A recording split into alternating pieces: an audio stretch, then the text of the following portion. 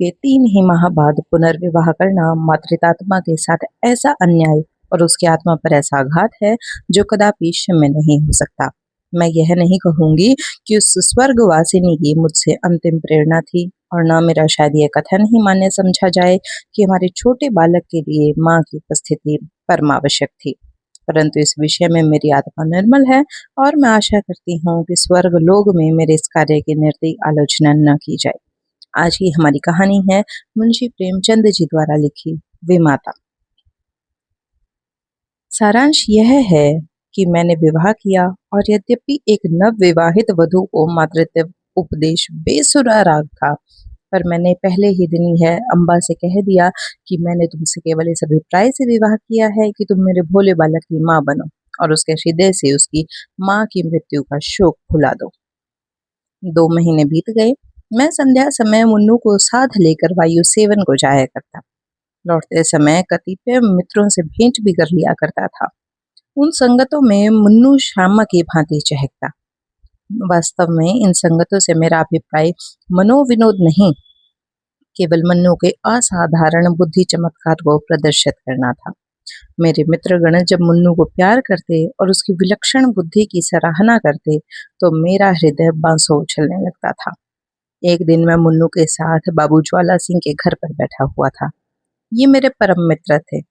मुझसे और उनमें कुछ भेदभाव न था। इसका अर्थ यह नहीं है कि हम अपनी क्षुद्रताएं, अपने पारिवारिक कलह आदि और अपनी आर्थिक कठिनाइयां बयान किया करते थे। नहीं, हम इन मुलाकातों में भी अपनी प्रतिष्ठा की रक्षा करते थे, और अपनी दुर्व्यवस्था का जिक्र कभी हमारी जबान पर न आता था। अपनी कालिमाओं को सदैव छिपाते थे। एकता में भी भेद था और घनिष्ठता में भी अंतर। अचानक बाबू ज्वाला सिंह ने मुन्नू से पूछा, क्यों, तुम्हारी अम्मा तुम्हें खूब प्यार करती है ना?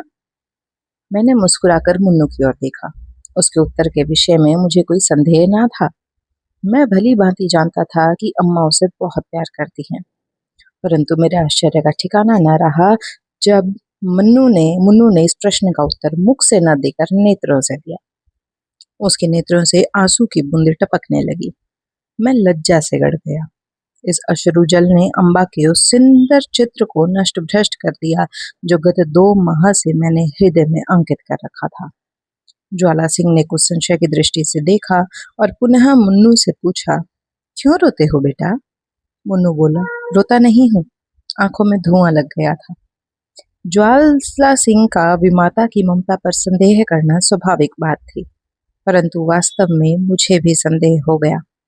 अम्बा सहृदयता और स्नेह की वह देवी नहीं है जिसकी सराहना करते मेरी जीभाना थकती थी।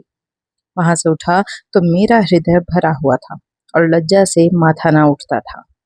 मैं घर की ओर चला तो मन में विचार करने लगा कि किस प्रकार अपने क्रोध को प्रकट करूं। क्यों ना मुंह ढककर सो रहूं। अम्बा जब पूछे तो कठोरता से कह दूं कि सिर में पीड़ा है, मुझे तंग मत करो। भोजन के लिए उठाए, झिड़क कर उत्तर दूं। अम्बा अवश्य समझ जाएगी कि कोई बात मेरी इच्छा के प्रतिकूल हुई है। मेरे पांव पकड़ने लगेगी। उस समय अपनी व्यंगपूर्ण बातों से उसका हृदय वेध डालूंगा। ऐसा रुलाऊंगा कि वह भी याद करे। पुनः विचार आया कि उसका हंसमुख चेहरा देखकर मैं अपने हृदय को वश में रख सकूंगा या नहीं। उसकी एक प्रेम पूर्ण दृष्टि, एक मीठी बात, एक रसीली चुटकी मेरी शीला तुल्य रुष्टता के टुकड़े टुकड़े कर सकती है। परंतु हृदय की इस निर्बलता पर मेरा मन झुंझला उठा। यह मेरी क्या दशा है? क्यों इतनी जल्दी मेरे चित्त की काया पलट गई? मुझे पूर्ण विश्वास था कि मैं इन मृदुल वाक्यों की आंधी और ललित कटाक्षों के बहावे में भी अचल रह सकता हूँ, और कहाँ अब यह दशा हो गई है कि मुझ में साधारण झोंके को भी सहन करने का सामर्थ्य नहीं। इन विचारों से हृदय में कुछ दृढ़ता आई। इस पर भी क्रोध की लगाम पग पग पर ढीली होती जाती। अंत में मैंने हृदय को बहुत दबाया और बनावटी क्रोध का भाव धारण किया। ठान लिया कि चलते ही चलते एकदम से बरस पड़ूंगा। ऐसा न हो कि विलंब रूपी वायु इस क्रोध रूपी मेघ को उड़ा ले जाए।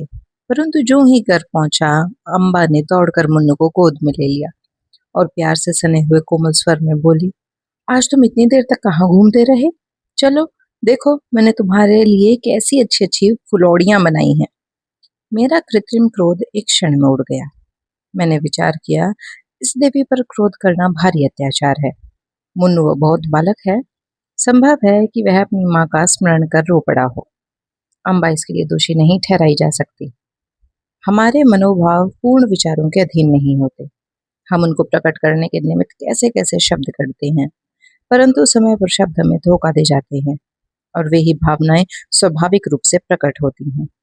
मैंने अम्बा को तो कोई व्यंग्यपूर्ण बातें कही नहीं और ना क्रोधित हो मुंह ढक कर सोया, बल्कि अत्यंत कोमल स्वर में बोला, मुन्नू ने आज मुझे अत्यंत लज्जित किया। खजांची साहब ने पूछा कि तुम्हारी नई अम्मा तुम्हें प्यार करती हैं या नहीं, तो ये रोने लगा। मैं लज्जा से गड़ गया। मुझे तो स्वप्न में भी यह विचार नहीं हो सकता कि तुम इसे कुछ कहा होगा, परंतु अनाथ बच्चों का हृदय उस चित्र की भांति होता है जिस पर एक बहुत साधारण पर्दा पड़ा हुआ हो। पवन का साधारण झोंका भी उसे हटा देता है। ये बातें कितनी कोमल थी, इस पर भी अम्बा का विकसित मुखमंडल कुछ मुरझा गया। यह सजल नेत्र होकर बोली, इस बात का विचार तो मैंने यथासाध्य पहले ही दिन से रखा है, परंतु यह असंभव है कि मुन्नू के हृदय से माँ का शोक मिटा दूं। मैं चाहे अपना सर्वस्व अर्पण कर दूं, परंतु मेरे नाम पर जो सौतेलेपन की कालीमा लगी हुई है वह मिट नहीं सकती। मुझे भय था कि इस वार्तालाप का परिणाम कहीं विपरीत न हो, परंतु दूसरे ही दिन मुझे अम्बा के व्यवहार में बहुत अंतर दिखाई देने लगा। मैं उसे प्रातः सायंकाल पर्यंत मन्नू की ही सेवा में लगी हुई देखता, यहाँ तक कि उस धुन में उसे मेरी भी चिंता न रहती थी। परंतु मैं ऐसा त्यागी न था कि अपने आराम को मुन्नू पर अर्पण कर देता। कभी कभी मुझे अम्बा की यह अश्रद्धा न भाती, परंतु मैं भूल कर भी इसकी चर्चा न करता। एक दिन मैं अनियमित रूप से दफ्तर के कुछ पहले ही आ गया। क्या देखता हूँ कि मुन्नू द्वार पर भीतर की ओर मुख किए खड़ा है। मुझे इस समय आंख में चौली खेलने की सूझी। मैंने दबे पांव पीछे से जाकर उसके नेत्र मूंद लिए, पर शोक, उसके दोनों गाल अश्रुपूरित थे। मैंने तुरंत दोनों हाथ हटा लिए। ऐसा प्रतीत हुआ मानो सर्प ने डस लिया हो। हृदय पर एक चोट लगी। मुन्नू को गोद में लेकर बोला, मुन्नू रोते क्यों हो? यह कहते कहते मेरे नेत्र भी सजल हो आए। मुन्नू आंसू पीकर बोला, जी नहीं, रोता नहीं हूँ। मैंने उसे हृदय से लगा लिया और कहा, अम्मा ने कुछ कहा तो नहीं? मुन्नू ने सिसकते हुए कहा, जी नहीं, वह तो मुझे बहुत प्यार करती हैं। मुझे विश्वास न हुआ। पूछा, वह प्यार करती है तो तुम रोते क्यों हो? उस दिन खजांची के घर पर भी तुम रोए थे, तुम उसे छिपाते हो। कदाचित तुम्हारी अम्मा अवश्य तुमसे कुछ क्रुद्ध हुई हैं। मुन्नू ने मेरी ओर कातर दृष्टि से देखकर कहा, जी नहीं, वह मुझे प्यार करती हैं, इसी कारण मुझे बारंबार रोना आता है। मेरी अम्मा मुझे अत्यंत प्यार करती थी, वह मुझे छोड़कर चली गई।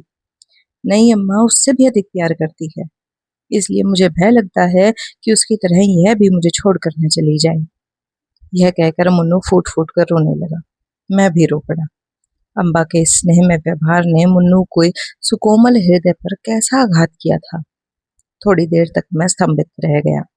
किसी कवि की यह वाणी स्मरण आ गई कि पवित्र आत्माएं इस संसार में चिरकाल तक नहीं ठहरती। कहीं भावी ही इस बालक की जीवा से तो यह शब्द नहीं कहला रही है। ईश्वर न करे वह अशुभ दिन देखना पड़े। परंतु मैंने तर्क द्वारा इस शंका को दिल से निकाल दिया। समझा कि माता की मृत्यु ने प्रेम और वियोग में एक मानसिक संबंध उत्पन्न कर दिया है और कोई बात नहीं। मुन्नू को गोद में लिए हुए अम्बा के पास गया और मुस्कुराकर बोला, इनसे पूछो क्यों रो रहे हैं? अम्बा चौंक पड़ी। उसके मुख की कांति मलिन हो गई। बोली, तुम्हें पूछो?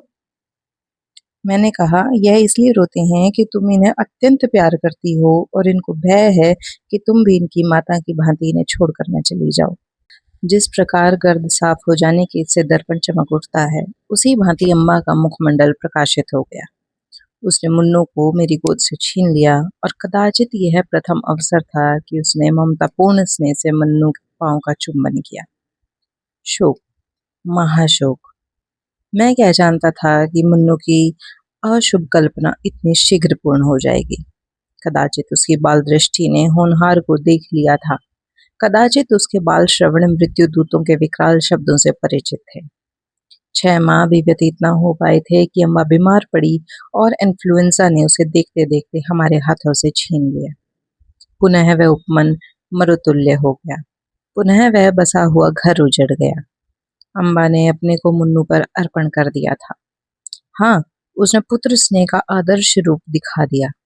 शीतकाल था और वह घड़ी रात्रि शेष रहते ही मुन्नू के लिए प्रातःकाल का भोजन बनाने उठती थी। उसके स्नेह बाहुल्य ने मुन्नू पर स्वाभाविक प्रभाव डाल दिया था। वह हठीला और नटखट हो गया था। जब तक अम्बा भोजन कराने न बैठे, मुंह में कौर न डालता। जब तक अम्बा पंखा न झले, वह चारपाई पर पाँव न रखता। उसे छेड़ता, चिढ़ाता और हैरान कर डालता। परंतु अम्बा को इन बातों से आत्मिक सुख प्राप्त होता था। इन्फ्लुएंजा से कराह रही थी, करवट लेने की शक्ति न थी, शरीर तबाह हो रहा था, परंतु मुन्नू के प्रातःकाल के भोजन की चिंता लगी रहती थी। हाय, वह निस्वार्थ मातृ स्नेह अब स्वप्न हो गया। उस स्वप्न के स्मरण से अब भी हृदय गदगद हो जाता है। अम्बा के साथ मुन्नू का चुलबुलापन तथा बाल क्रीड़ा विदा हो गई। अब वह शोक और नैराश्य की जीवित मूर्ति है। वह भी अब नहीं रोता। ऐसा पदार्थ खोकर अब उसे कोई खटका, कोई भय नहीं रह गया है। कैसी लगी आपको कहानी? अगर अच्छी लगी तो चैनल किताबों की महफिल को सब्सक्राइब करना ना भूलें। साथ ही हमें कमेंट सेक्शन में ज़रूर बताएं कि आप अगली कहानी कौन सी सुनना पसंद करेंगे।